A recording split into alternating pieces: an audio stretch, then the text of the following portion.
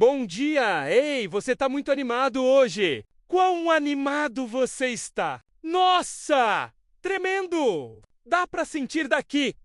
Este auditório está cheio de entusiasmo. Esta parte que vou contar hoje foi, para mim, uma das mais importantes do negócio. Mas antes de contar, por que posso esquecer algo muito fundamental? Que é que quero agradecer a vocês, porque esta será, bem, a última parte do meu tempo com vocês. Vou agradecer as pessoas que me ajudaram a chegar aqui. Porque no fim das contas, quando você chega a um país diferente do seu, o rosto do país são as primeiras mãos que te tocam e as primeiras mãos que te acolhem. Então, quero agradecer aos meus anfitriões Germán Soares e Rosita. Uma salva de palmas espetacular para eles. Vocês não imaginam o quão bem fui tratado. Vocês precisam com Reclós, aqueles que não conhecem, porque eles são pessoas de qualidade. Que qualidade? Prevejo um tremendo sucesso para você, porque você tem a atitude certa e a liderança certa para fazer isso e o serviço.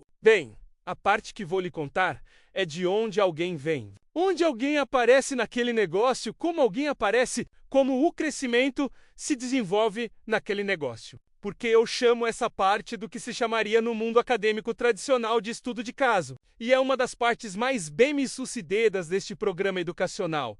Porque observe que na academia, quando se fala sobre tópicos científicos ou tópicos de sucesso em qualquer área, hoje algumas instituições chamam isso de estudo de caso. E cirurgiões, por exemplo, quando têm sucesso em algo em sua área, eles tratam isso como um caso. Então, quando vi esse aspecto educacional deste negócio, vi que empreendedores de diamantes bem-sucedidos tinham um estudo de caso. Eles propunham um estudo de caso. Em última análise, esse estudo de caso foi o que me identificou. Porque eu vi que se outros seres humanos tivessem feito o negócio, eu também poderia faz-clow, e esta parte será muito útil para vocês. Porque, como eu disse ontem à noite, se eu finalmente entrasse neste negócio, não na posição econômica em que estava, mas numa posição de conforto e status, qualquer um poderia fazer isso. Se eu conseguisse enxergar, qualquer um aqui pode fazer com mais facilidade. Então, vou começar contando porque tem um tempinho e vou contar um pouco da história. Desde muito jovem, morei no centro da Colômbia, em uma cidade do interior chamada Neiva. Acredito que haja pessoas aqui que são próximas daquela região ou que a conhecem. É uma terra muito quente, onde nunca faz frio, nunca. É sempre uma terra muito quente e desértica, perto dali. Um dos desertos, na minha opinião, mais importantes da Colômbia é o deserto de Tatacoa. É espetacular. Um deserto que, se estivesse nos Estados Unidos, seria uma das 7 maravilhas do mundo. Mas fica na Colômbia. É uma visão espetacular, de verdade, uma visão espetacular. É um mar interior que existe há milhares de anos e é impressionante.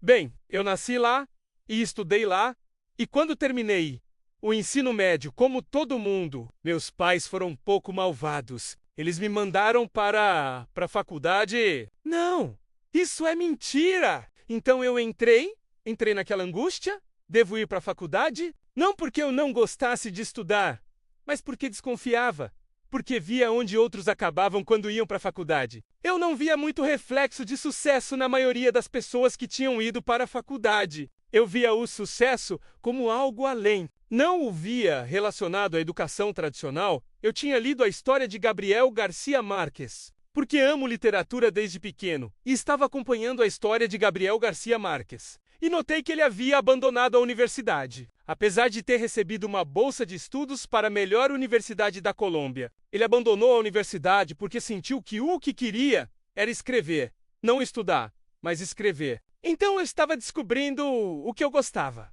E quando surgiu o desafio, o que eu faço? O que eu estudo? O que eu faço? O que eu estudo? O que eu faço? O que eu estudo? E pensei sobre isso, até que um dia uma revista de um banco caiu em minhas mãos. Um cartão chamado Diners. Um cartão é uma revista muito bonita. E então ela caiu em minhas mãos, e na capa dessa revista havia uma foto de um claustro universitário como este, com vigas pretas, com colunas coloniais, espetacular, e dizia a Academia de Presidentes na capa da revista. E eu tinha acabado de me formar no ensino médio. E vi que meus amigos estavam indo para Boston, outros para Londres, outros para Chicago, outros para a Espanha. E eu disse: para onde eu vou? Porque meus amigos estavam escolhendo universidades assim, todas aquelas chiques, e eu, bem, eles me disseram para escolher uma escola noturna. Lá você estuda à noite. Quer dizer, pessoas que não podem ir para a universidade durante o dia, estudam à noite, e eu não queria isso. Então, naquela revista, dizia Academia de Presidentes. E havia uma manchete que dizia: a Universidade do Cauca é a única universidade do país que produziu 16 presidentes da Colômbia. Então eu disse: e eu sou um? E o sonho, quero dizer, o sonho. E claro, a gente sai do ensino médio muito cheio de sonhos, mas na verdade não tem uma ideia clara do que realmente quer ser. Porque o que a gente ainda não captou durante todos esses 5 ou 6 anos de estudo é uma dispersão. Você já reparou? Eles te ensinam onde estão os rios, onde estão os vulcões, quem foi Simão Bolívar, todos os heróis da pátria, onde guardaram suas espadas, onde dormiram, tudo isso, mas você também aprende um pouco de literatura. Mas eles também te ensinam tudo. E adivinha o que te ensinam lá no fundo? Isso se chama programação neurolinguística. Eles te ensinam a ser desfocado. Essa é a grande conquista do ensino médio. Você termina tremendamente desfocado, como um regador. Você acha que sabe tudo, mas não sabe nada. Você não sabe nada e então nem sabe o que vai fazer. Então, decidi ir para aquela universidade que ficava em Popayán, ou que fica em Popayán, e fui para Popayán, que é uma cidade de 280 mil habitantes. E veja como é interessante, quando saí do meu país para lá, da minha cidade de Neiva para lá, eu nunca tinha ido a Popayán, nunca tinha ido. Mas naquela cidade houve um terremoto em 1983 que foi muito famoso, porque estava quase acabando. Veja, foi tão famoso que até o Papa foi. Quando o Papa foi à Colômbia, João Paulo II, a primeira coisa que ele disse foi que queria ir para Popayán porque era muito famosa. Ouvimos isso aqui, certo? Então, bem, não era tão famosa quanto eu pensava naquela época. E já que eu tinha visto que aquela cidade era famosa, por que ela é famosa? Porque grande parte da independência da Colômbia foi conquistada ali. Ou seja, ali viveram os heróis, os militares, os latifundiários. As pessoas mais prestigiosas que conseguiram as lutas pela independência daquele país, do meu país. E ali viveram sábios. E ali viveram pesquisadores. E viveu Caldas, um sábio muito grande que a Colômbia teve. Seu nome é o Sábio Caldas. É famoso principalmente na Europa. Vejo que não é aqui. E então aquele homem sábio viveu lá. E houve um poeta que era muito famoso. Deve ter sido na Colômbia. Seu nome era Guillermo Valência. Ele também não é famoso aqui. Todos os que viveram lá, então, como eu vi naquela revista que 16 presidentes, poetas, conquistadores, escritores cientistas viveram lá. Aquele que inventou o Zeppelin viveu lá. Imagine, aquele pequeno animal que voa sem motor, você viu, o balão longo. Aquele balão é famoso aqui, mas o inventor não é bem. Então aquele inventor viveu lá. O que acontece é que parece que a invenção foi patenteada por outra pessoa. Porque esse homem viveu em Popayán. Aquela cidade era famosa por todo esse tipo de coisas. E eu gostava de ir lá, para aquela cidade, porque eu vi glória lá, eu vi glória naquela cidade, mas eu não sabia. Eu li na revista. Eu tinha lido na revista. Veja o poder da informação. Naquela época, quando minha cidade era muito quente, e aquela cidade tinha fama de ser fria, pois ficava muito perto do páramo. E perto de um vulcão gigante de cerca de 4.700 metros de altura, se estivesse aqui, você não pode imaginar. Seria a 15ª maravilha do planeta. 4.700 metros de altura, cheio de vegetação exuberante, coisas muito estranhas da natureza. Não se estivesse aqui. E então, quando vou a Popayán, ligo para um dos meus amigos. Eu tinha alguma referência de um amigo que morava lá, que já tinha saído da minha cidade para lá. Quando decido ir, então ligo para ele e digo: olá, Juanito, já decidi para qual universidade vou. E ele me disse: para onde você vai? E eu disse a ele: eu vou para lá, para Popayán. E ele disse: você vem para Popayán? Isso é uma cidade? Ele mora lá há 4 anos, estudando cirurgia. Ele me disse: isso é uma cidade? Olha, esta cidade, aqui, quando você acorda, é muito chata. As pessoas aqui são muito chatas. Quando você acorda, Até o clima é chato, olha. Tem essa neblina que cobre o parque inteiro. E você chega na universidade e essa neblina entra nas salas de aula. E as salas de aula são paredes grossas e está um frio de rachar. E por volta das 9 da manhã, a neblina se dissipa. E às 10 o sol está queimando. E por volta da 1 começa a chover e está granizando. E a tarde está tremendo e eu digo, não, que visão, que visão. Mas eu estava intoxicado com o que eu tinha lido naquele livro, naquela revista, e por amor a isso pesava mais. Eu saí e fui, assim como eu estou saindo com aquele entusiasmo por aquela cidade. Eu não tinha um único amigo lá. Qual é o desafio quando você não tem um único amigo? Bem, procurá-los, juntá-los, fazê-los. E então, eu chego lá naquela cidade, e eu começo. E eu vou para as primeiras aulas. Era muito famoso. O corpo docente era realmente muito famoso. Havia cerca de 500 de nós alunos. E o único que tinha o sobrenome Bobadilla era eu. Não havia mais nenhum. Então logo eles perguntaram ao segurança, onde é Bobadilla? Ali éramos 500 alunos. E eu disse, mas como você sabe? Depois eu percebi que era o único sobrenome que havia. E aí eu vou e começo a estudar lá na universidade e eu começo a me maravilhar. Eles já estavam reconstruindo um pouquinho a cidade e eu começo a me maravilhar com as ruas. As ruas eram de paralelepípedos, são de paralelepípedos lindas, com lanternas penduradas nas casas iluminando as ruas. E tem igrejas e catedrais de pedra de 1760. Onde loucos se casam? Não é mentira! Incrível! E aí eu vi todo aquele romantismo. Eu era feliz lá naquela cidade, feliz, feliz, feliz. E eu vi o pôr do sol às 5 da tarde.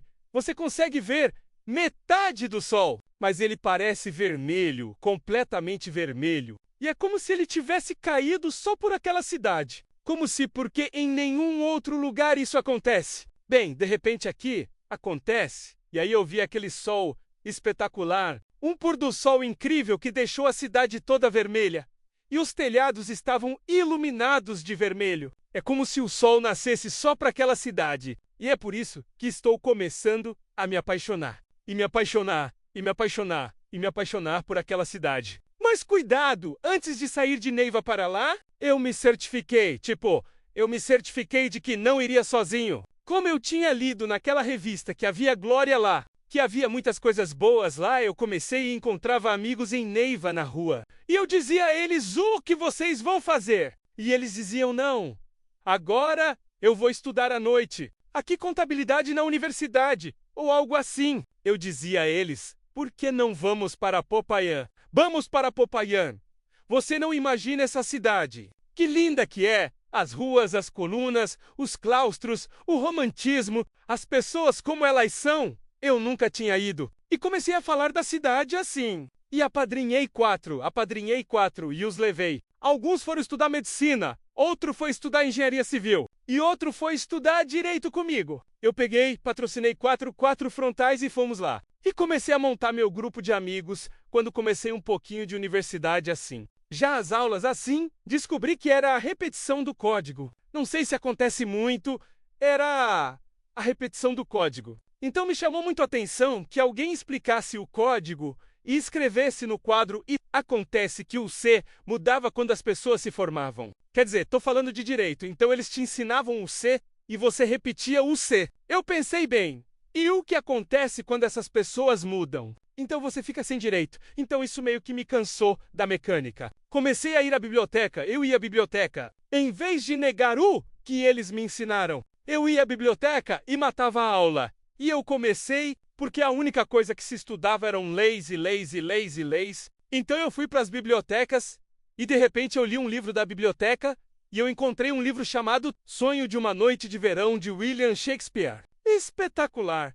Eu comecei a ler aquele livro e eu disse, ele contava uma passagem espetacular. Ele dizia que Hérmia, uma personagem de Shakespeare, queria se casar com Demétrio. Mas naquela época vitoriana, eles não deixavam as pessoas se casarem com quem elas quisessem, mas sim com quem elas quisessem para preservar toda a questão da herança e toda essa coisa de linhagem. Então Hérmia queria se casar com Demétrio e eles não a deixaram. Então ela foi até Teseu e perguntou o que ela estava fazendo, que ela estava apaixonada, ela estava com Demétrio.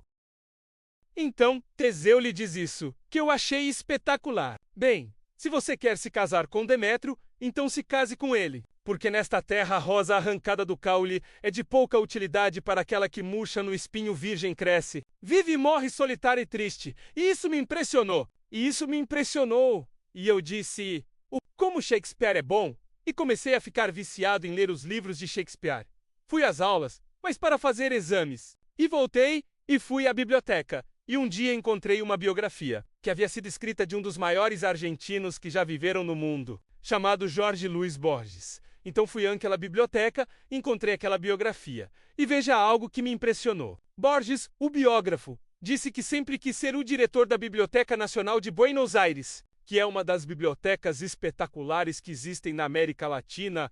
E então veja o que acontece. Justamente quando Borges é nomeado diretor da Biblioteca Nacional de Buenos Aires, depois de ser muito prolífico em letras e ter todo o sucesso literário que teve, já em idade muito avançada, justamente na semana em que o nomearam diretor daquela biblioteca, Borges ficou cego, você pode imaginar. Um escritor que passava o tempo todo lendo ficou cego. Então o biógrafo diz que os amigos o visitavam um pouco para lhe contar. Assim como quando os amigos lhe contam o que lamentamos muito. Borges constrói uma das obras que me parece espetacular. Principalmente pelo que fazemos.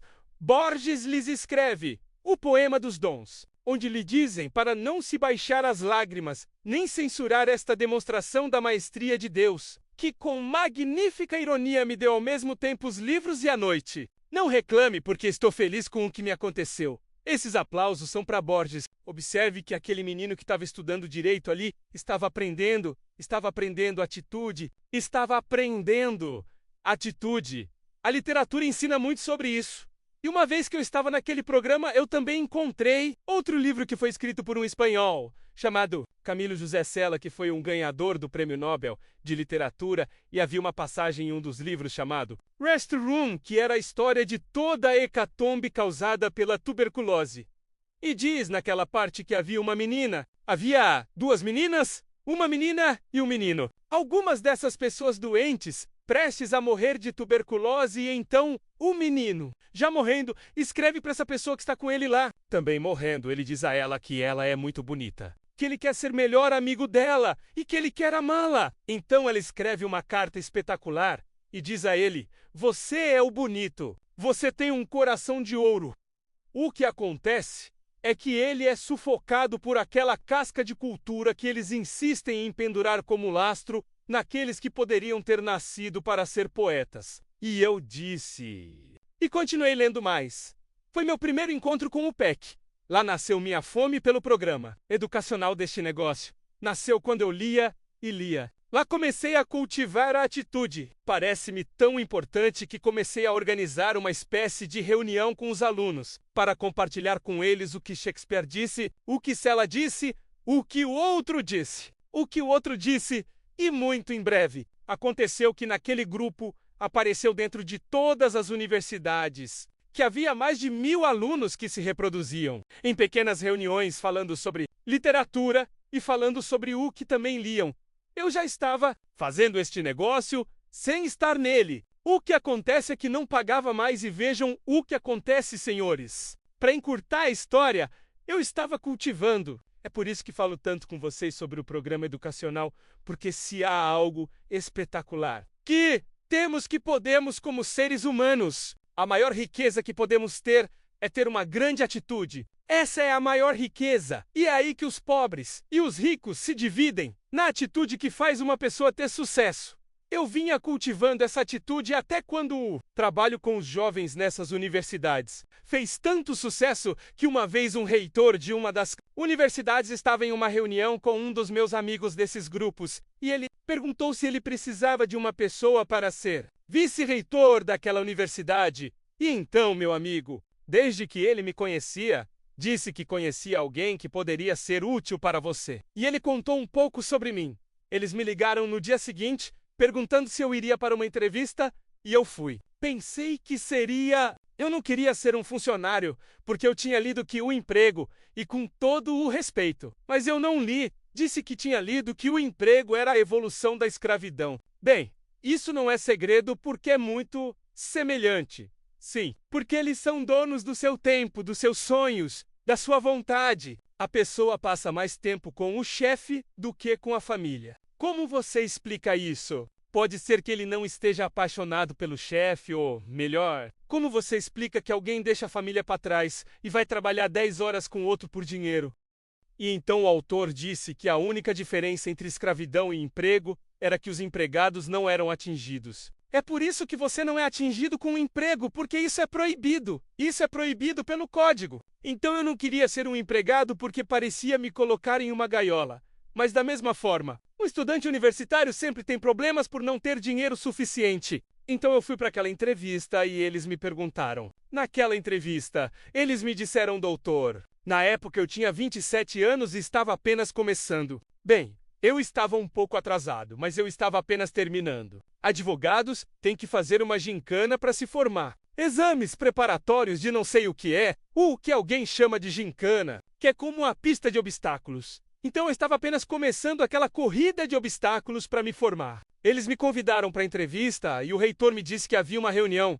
E eles disseram, doutor, quanto você pediria para trabalhar aqui? Isso também pareceu estranho porque eles me ligaram. Então, eu disse a eles tanto, e digamos que eu pedi um pouco mais acima da média do que era pago lá. Então eles me disseram 10 negociáveis, e eu disse sim ou mais. Eu estava com uma boa atitude, olha, naquele momento eu estava com uma boa atitude. Ok! No dia seguinte eles me ligaram e me disseram, pronto, você está contratado e começa a trabalhar. Comecei a trabalhar e coloquei paixão naquele trabalho. Coloquei muito desejo nele, trabalhei com professores, conheci alunos.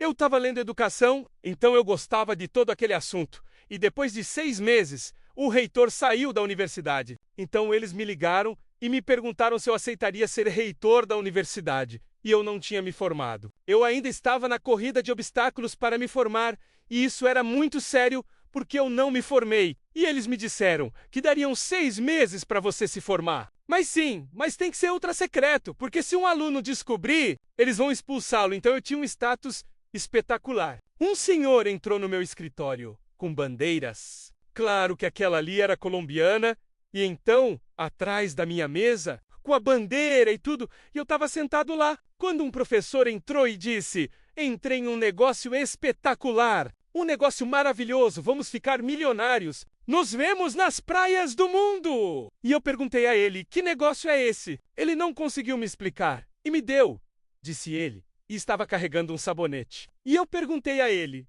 de onde é a empresa? E ele disse, é americana. E eu disse, comunista. Tudo o que ele jurou sobre os americanos. E agora ele está em uma empresa multinacional e ele está feliz. Fizeram algo com ele. E então eu o vi transformado. E ele estava no carro ouvindo, bem, alguns discursos. Eu o ouvi entrar no carro, porque uma vez eu o acompanhei até o carro. E ele fez alguns discursos lá. Bem, então ele me disse, e eu quero te convidar para isso. Então eu imediatamente pensei, eu sou um reitor. Eu não me formei. Ele é o reitor. Ele está me convidando. O reitor da faculdade onde eu vou me formar, ele está me convidando para uma empresa. Eu preciso me formar. O que acontece se eu não entrar? O que acontece se eu me envolver nisso? Adivinhe. O que eu fiz? É por isso que eu sou um advogado, certo? Bem, eu fiz o check-in, entrei, registrei-me na loja. Uma caixa chegou ao meu apartamento e eu vi dentro dela uma arma. Bem, não uma arma do James Bond, uma arma do script, certo? E então uma arma apareceu, alguns potes lá dentro, e eu disse, o que poderia ser aquilo? Aquela caixa circulava por todas as casas. O cachorro a pegava e levava, passava de mão em mão, pegava, carregava, levava embora. Ele brincava tanto com a caixa que ela desaparecia. Mas ele tinha me deixado 2 fitas cassete. E eu coloquei uma delas. Ele me disse, ouça essas fitas cassete que eu tenho. Então coloquei uma dessas fitas no toca-fitas e ouvi. E uma mulher estava falando lá, ela estava gritando. Era como se alguém tivesse colocado um cortador de unhas em uma asa de um papagaio. Era como se ela fosse um papagaio com um cortador de unhas em uma asa. Ela estava gritando. Por que eles estão rindo? Então, como eu vim da academia, bronzeado, rígido e circunspecto. Bem, imaginem eu dizendo, e para aqueles que me convidaram, porque eu instalei coisas assim, bom dia, senhoras e senhores, assim. Então eu vi aqueles gritos e desliguei o equipamento. Não, e além disso, isso não é para mim. Eu desliguei o equipamento e continuei com o que estava fazendo. O professor Cano me chamou para uma reunião e disse: "Vamos contar para alguns amigos seus." E eu disse: "Para alguns amigos meus?" E ele disse: "Sim, convide alguns amigos seus e nós contaremos a eles." E ele foi com sua inscrição. E eu convidei um grupo de professores, a coisa mais fácil que pensei. Professores a quem eu daria o contrato. Então convidei um grupo de professores para lá. E eles começaram a pintar bolas num quadro. Eles estavam pintando bolas ali. E eu me perguntava, será que eu poderia ser uma daquelas bolas? Então vi aquele monte de bolas e veja o que aconteceu. Fiquei atrás de todo o grupo como um agente secreto, porque ele me perguntou, "Você precisa ir?" E eu disse, "Ok, nem se eu estiver desempregado." Eu disse, então voltei e fiquei lá. Eles estavam falando sobre bolas, e bolas, e bolas, e bolas, e você bate uma bola, e a outra bola bate em outra bola, e bolas, e todos se transformam em bolas. Então, bem. Mas eles sempre terminavam com a mesma coisa e diziam, "Vamos ficar milionários e nos ver nas praias do mundo." E eu dizia, com isso de novo, que brega. Eu dizia, que brega. Praias do mundo. Sinceramente, se eu nunca tivesse ido a 2 praias, seria muita coisa, porque aquela cidade só vê praia na televisão. Então, não temos muita imaginação para praias, nem nos importamos muito com elas. As únicas praias que tínhamos eram perto, muito feias, e as pessoas eram assaltadas. Ninguém queria ir às praias de lá. Então nos veríamos nas praias do mundo e seríamos milionários. E isso não me atraía. Quando eles terminam aquele pequeno plano, todos caem em um silêncio mortal. Então o reitor disse, "Quem quer se meter nesse negócio com o Dr. Bobadilla?" E então, veja o que aconteceu. Não foi nada. Não foi nada! Veja o que aconteceu. Os professores não me viram lá como um agente secreto. Eu estava lá atrás, muito quieto. Eu disse, "Não, não é o que você tem que fazer para se formar." Então, um dos professores, eu vi que ninguém entendeu. Ninguém entendia, você nunca entende de verdade. Eu mal consigo entender. Os professores não entendiam, eu acho. E tudo ficou em silêncio e ninguém disse nada. Como ninguém dizia nada. Uma professora perguntou, "Professor Amparo, a senhora vai se meter nisso?" Ela não sabia que eu estava lá. E então a professora Amparo disse a ela, "Não, eu não vou me meter nisso." Ela disse, esperançosa, "Eu não vou me meter nisso." E a outra professora disse, "Sim, vamos nos meter. Vamos ajudar o reitor. Vamos ajudar o doutor," disse a velha. Morri imediatamente neste negócio. Imediatamente não quis mais ter nada a ver com o meu negócio. Eu nem sabia que tinha um negócio. Mergulhei fundo naquilo e voltei para o meu escritório. Mas como o reitor sabia que eu era seu sócio, me formei. Sim, ele me ajudou. Agora você pode dizer, sou um diamante. Cavalheiros, como ele me ajudou! Ele não me deu o diploma! Ele simplesmente acelerou os prazos. Se fossem 2 meses, eles me diziam, "Não, em 3 dias." E em 15 dias eu estava me formando. Eu tinha metade da minha tese escrita. Eu gostava de escrever. Eu entreguei os trabalhos preparatórios. Lá estava eu, tipo, dando planos. E aconteceu, e aconteceu, e aconteceu. Eu disse, é incrível que depois de 5 anos aqui, como eu não consegui dar conta disso. Então aconteceu, e 15 dias depois eu estava me formando. E eu me formei. E como eu me formei? Missão cumprida? E com aquele golpe da atitude dos professores, eu não queria mais ter nada a ver com aquilo. Meu cachorro já estava terminando a caixa que tinha chegado lá. Eu não queria mais ouvir aquelas fitas. E olha só o que acontece. Essa pequena parte é a que eu quero que você pare de rir para que preste atenção. Essa pequena parte é a mais importante porque eu comecei a fazer o seguinte. Trabalhei, fui para casa assistir TV e gastei. Trabalhei e gastei. Trabalhei, assisti TV e gastei. Trabalhei, assisti TV e gastei. Trabalhei, assisti TV e gastei. Trabalhei, assisti TV e gastei. Trabalhei, assisti TV. E comecei a encontrar alguma coisa. Comecei a ficar sem dinheiro. É uma coisa muito estranha. Eu trabalhava, fazia compras e não tinha dinheiro suficiente. E aí me disseram que, como eu assistia TV, existe um cartão de crédito. O banco nunca te abandona. E eu disse, que país espetacular. Então, comecei a ter cartões de crédito, 3 cartões de crédito. Então, eu fazia compras, trabalhava, assistia TV, gastava e tinha um cartão de crédito. Eu trabalhava, fazia compras, assistia TV e comprei um cartão de crédito. E comecei a cair em algo que... Não sei se você conhece alguém parecido. Comecei a me endividar. Você conhece alguém endividado? Não. Então comecei a me endividar. E veja o que aconteceu. Como reitor, fui convidado para uma viagem ao Brasil, Uruguai, Argentina e Chile para visitar universidades de la EEE. Então fui para essas universidades e fui financiado por uma organização internacional. Na época, era um grupo de reitores de universidades das Américas. Primeiro, fomos a Cuba. Depois viajamos por grande parte da América Latina, visitando universidades. E então nos deram umas despesas de viagem tão boas, que me sobraram $4.000 depois de gastar tudo que queria em um mês, e ainda me sobraram $4.000. Quando voltei para Popayán, encontrei recibos embaixo da porta. O quê? O recibo do carro, o recibo do apartamento, o recibo de alguma coisa, o recibo da gravata, o recibo... Quer dizer, só contas para pagar. Alguém recebe contas embaixo da porta? E contas, e contas, e contas, e contas. E eu paguei tudo o que pude. Fiquei sem dinheiro e meu salário daquele mês desapareceu. Eu estava endividado de novo. Então comecei a pensar. O que está acontecendo comigo? Eu trabalho, e tudo o que tenho são dívidas. Então eu fiz uma espécie de... Naqueles dias, caiu nas minhas mãos um livro que um professor carregava. Acho que ele nunca o leu. Chamava-se O Homem Mais Rico da Babilônia.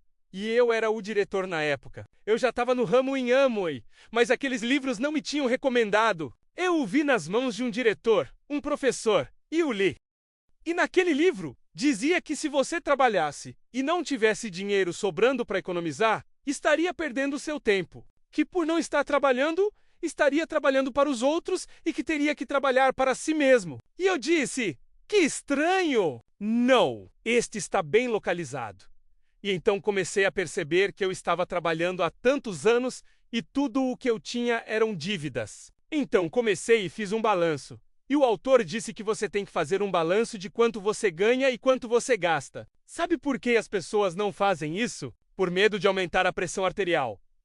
As pessoas quase sempre não fazem isso. Então comecei e fiz um balanço. E quando percebi, eu devia $7.000 dos Estados Unidos na época. E eu já estava trabalhando há alguns anos. Então eu disse, se eu continuar assim, quanto eu vou dever quando tiver 60 anos? Então eu comecei e era uma graduação em dívida externa, dívida global. Bem, comecei a me questionar. E isso começou a me entediar. Comecei a ficar farto de tudo aquilo. Comecei a ficar farto do fato de estar trabalhando e me endividando, trabalhando e me endividando, e fiquei entediado. Comecei a ficar deprimido, comecei a ficar entediado com o trabalho, comecei a ficar entediado com o trabalho, e comecei a ter uma espécie de depressão, como se não me sentisse mais tão brilhante por estar trabalhando o dia todo, cumprindo a rotina. Esqueci de ler! Não li mais e não cuidei mais da minha atitude.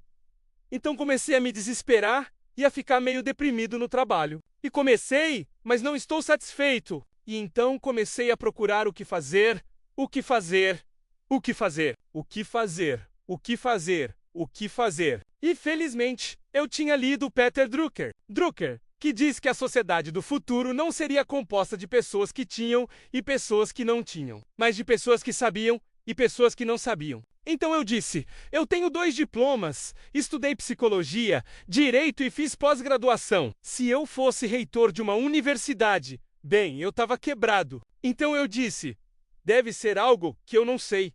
Como eu estava na academia, encontrei uma universidade na Europa e me inscrevi para um doutorado porque achava que me faltava alguma coisa. Então me transferi para essa universidade para cursar um doutorado em psicologia organizacional. Comemorei minha morte. Contei a todos e pedi demissão do cargo de reitor. Enviei minha carta de demissão e estou indo embora. Pedi demissão 1 ano antes da viagem porque ainda não me aceitaram com 1 ano de antecedência. Eles me aceitaram. Mas para o semestre seguinte, comemorei e abandonei a universidade. E fiquei em êxtase porque disse, agora, vou seguir o que quero, vou progredir na vida, vou fazer um doutorado. E me inscrevi naquela universidade e comemorei. quando completei meu aviso prévio de 1 ano. Saí e me demitiram com todos os meus brinquedos. Eu estava indo para a Europa e, um dia, eu estava... Bem, havia pessoas de todas as nacionalidades, como vocês veem aqui nos Estados Unidos. Havia alemães, brasileiros, belgas, italianos, holandeses, brasileiros, argentinos, especialmente equatorianos e colombianos. Bem,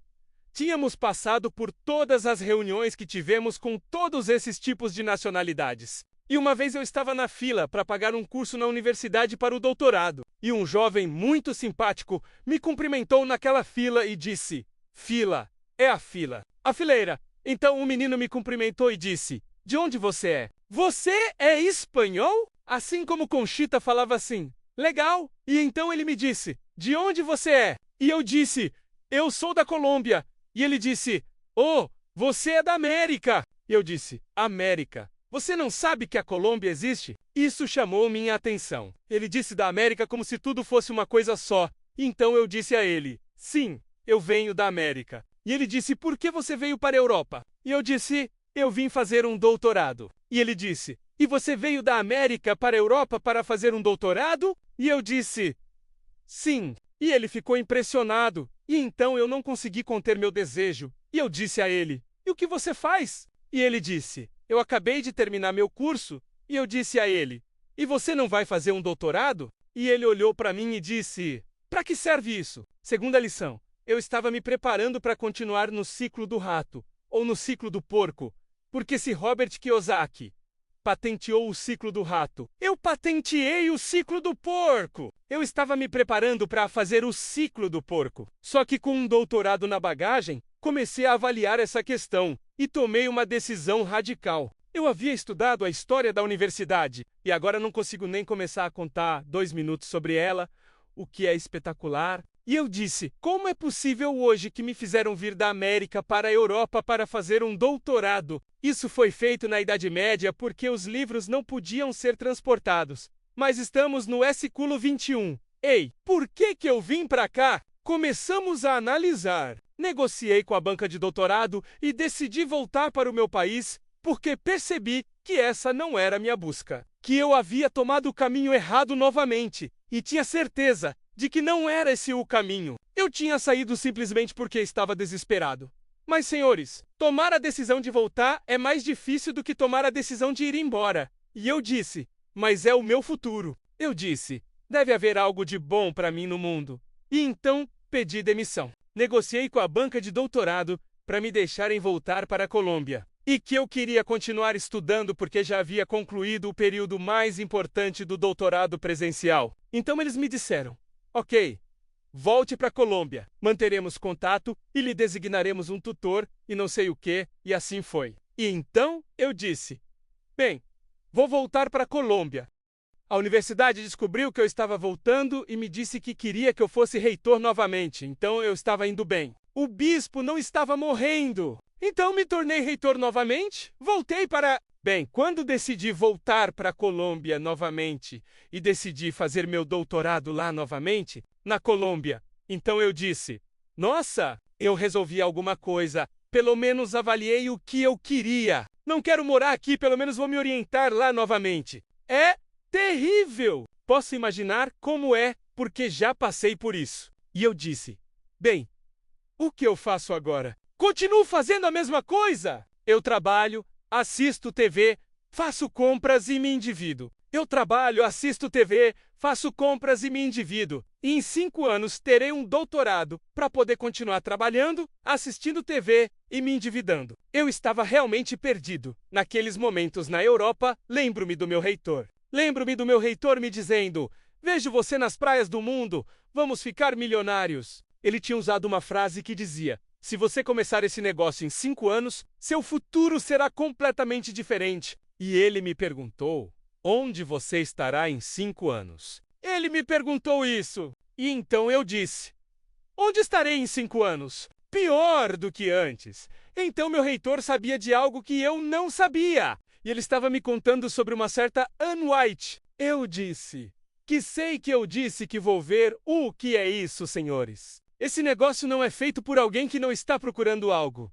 É feito por alguém que está procurando. É por isso que tem gente que me diz que eu te dou o plano e eu te dou informações. Tem gente que me diz que eu te dou o plano. Eu dou informações, eu os persigo e as pessoas não entram. Eu digo que elas não estão procurando nada. Os cavalos bebem água porque estão com sede. Se eles não fizerem um teste, pegue um cavalo, leve-o até um poço, agarre-o pela crina e ele bebe água. Olhe, beba água, beba água. Ele vai te dar um coice se não estiver com sede. Então eu era um cavalo sedento.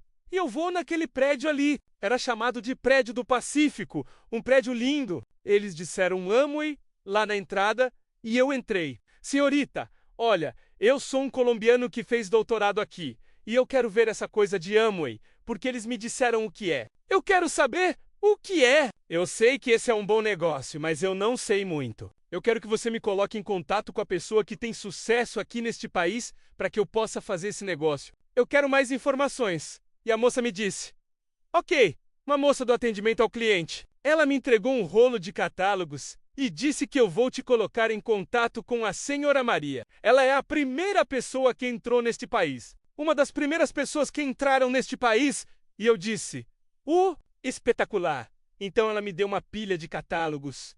E eu fui pro apartamento. Fui com os catálogos e sentei lá na sala de estar assim e os coloquei assim. E eu disse, ele é um reitor de universidade, um colunista de jornal, um psicólogo, fazendo um doutorado com todo o pedigree acadêmico que eu tenho, e estou prestes a entrar em vendas de catálogos. E você sabe o que minha cabeça estava me dizendo. O quão baixo você caiu! O quão baixo você caiu! E olha o que acontece. Eu ligo para essa pessoa e digo, olha, eu sou um colombiano que está aqui e quer ver essa oportunidade. E a senhora disse, claro, te vejo agora. Onde você está localizado? Te vejo hoje à noite às 7 e nós marcamos um encontro e nós encontramos às 7. E a senhora me levou para a casa dela. Me levou para a casa dela e me explicou um negócio e disse, nós vamos ser milionários e nos veremos na praia do mundo. E eu disse novamente, é a mesma coisa e nós vamos ser milionários e nos veremos na praia do mundo. Então eu disse legal. E eles me deram amendoim. Alguns pratos como aquele com amendoim. Eu comi amendoim, eu comi todos aqueles amendoins. Olha, foi incrível! E então eu comi amendoim e nos veremos na praia do mundo. E nos veremos para sermos milionários. Bem, eu durei tipo 15 dias vendos na terceira visita. Voltamos novamente para ver se são meus filhos e não sei o que há na minha casa. Então eu pergunto à senhora, eu digo, senhora, o que você faz fora dos negócios? Há quanto tempo você está no mercado, cruzando a linha? E ela diz, há quanto tempo você está? O que isso importa para você? Há quanto tempo você está no mercado? E ela disse que estou aqui há 12 anos, eu disse. Fora disso, e o que você faz? E ela diz que trabalho na prefeitura. A prefeitura é como dizer que trabalho no gabinete do prefeito. Então eu digo, ok, negócio de milhões de dólares. 12 anos no mercado e você trabalha na prefeitura. Que futuro me espera, que reflexo de sucesso? Que futuro me espera? E a senhora e estes continuaram dizendo.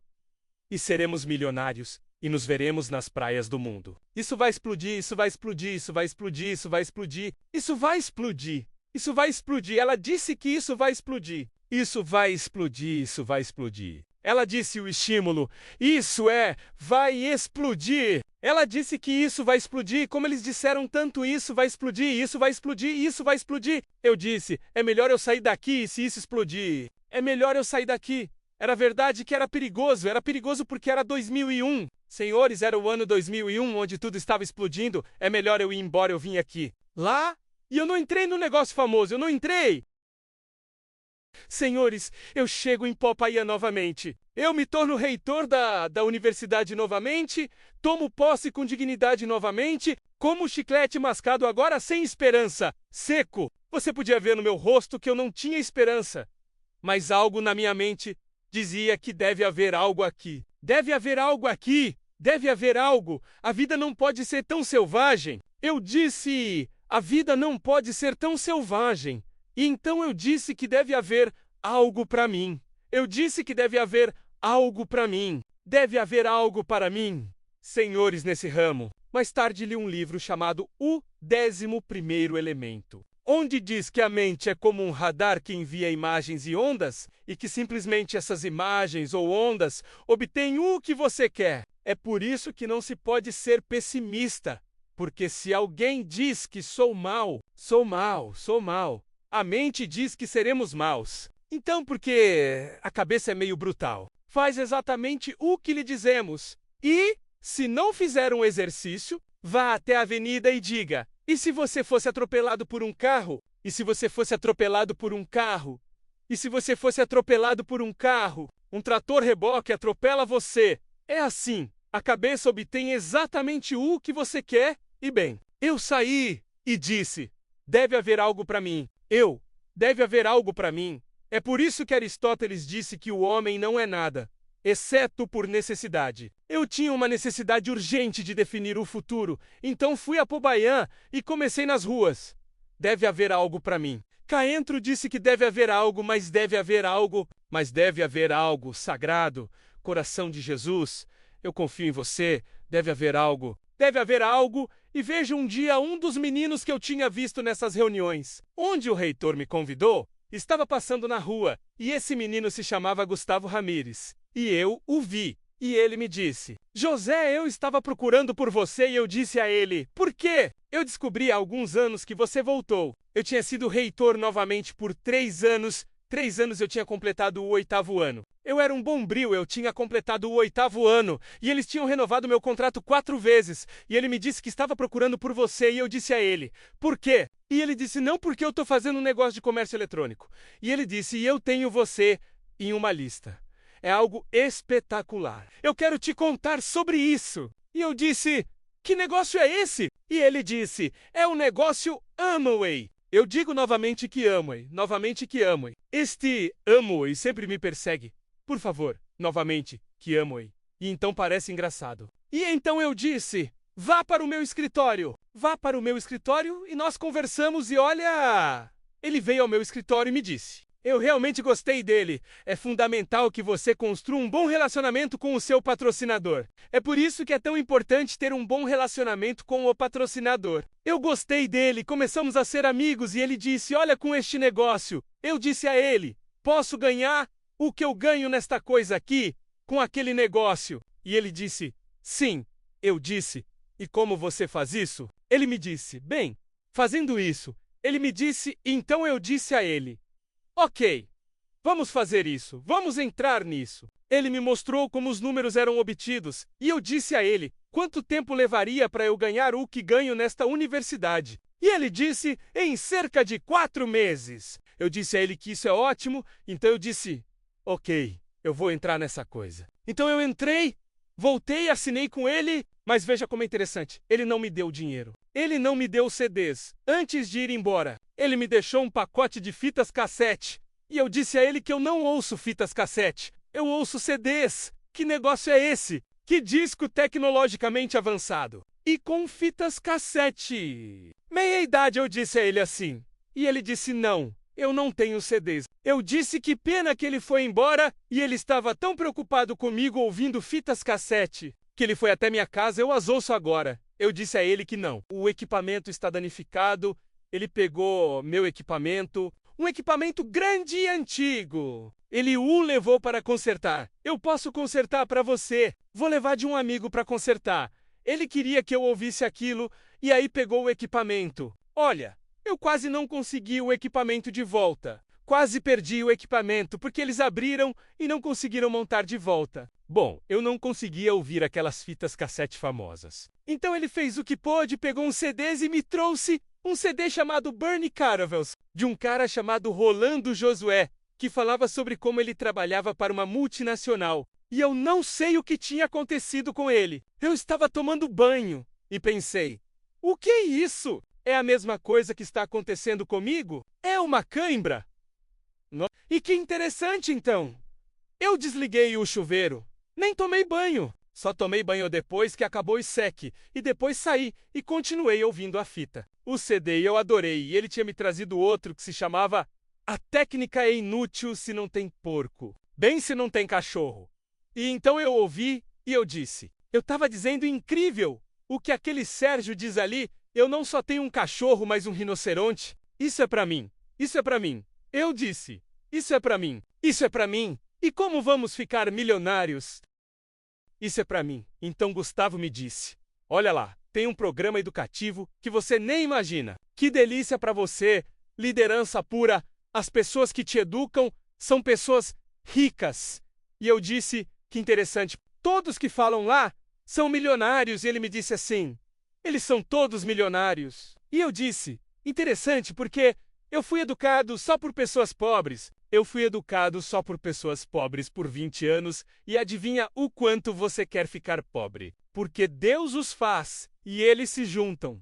Isso é contagiante, senhores. Então, ele me disse que tem um clube de pessoas ricas que te educam para ser rico. Eu disse que era disso que eu precisava porque minha cabeça está ansiosa por isso.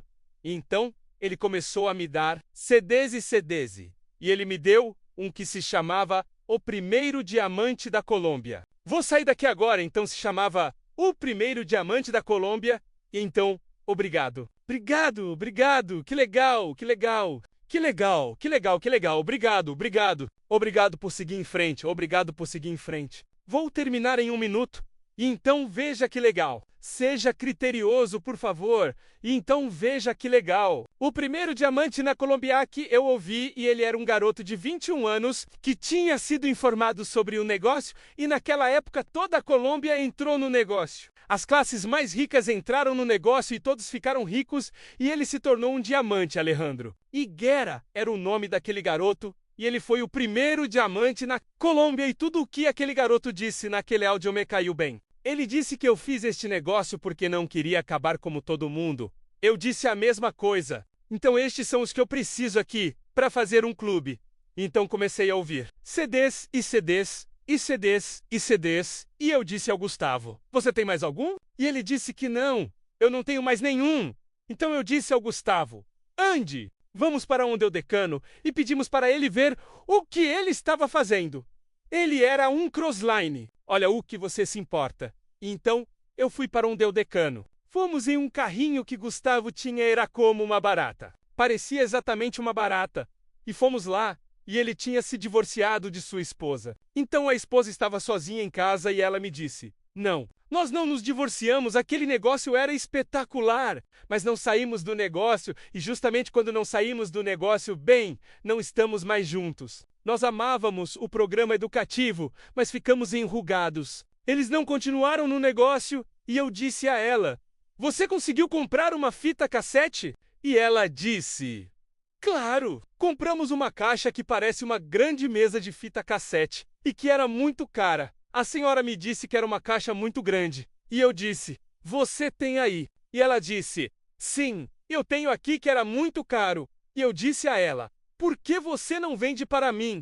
E ela disse: sim, eu posso vender para você. Eu disse: quanto vale? Eu nem sei quanto vale. Eu disse: bem, enquanto você se lembra do Xmi ficar com ela até hoje, está comigo. Eu levei aquela caixa, senhores. Levei aquela caixa para casa, eu tinha um daqueles Fuscas e comecei a tocar aqueles CDs Luiz Costa, Iván Morales, Luiz Carrillo, Jim Dorman, Mário Orsini, Tato e Tato Erata.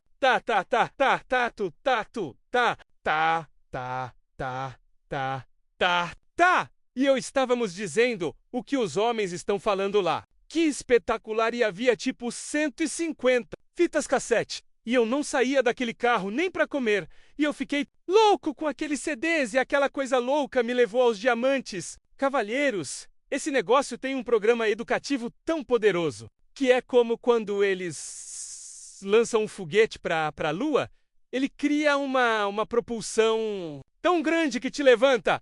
Você tem que se conectar a ele e nós nos veremos como diamantes. Bom dia e obrigado.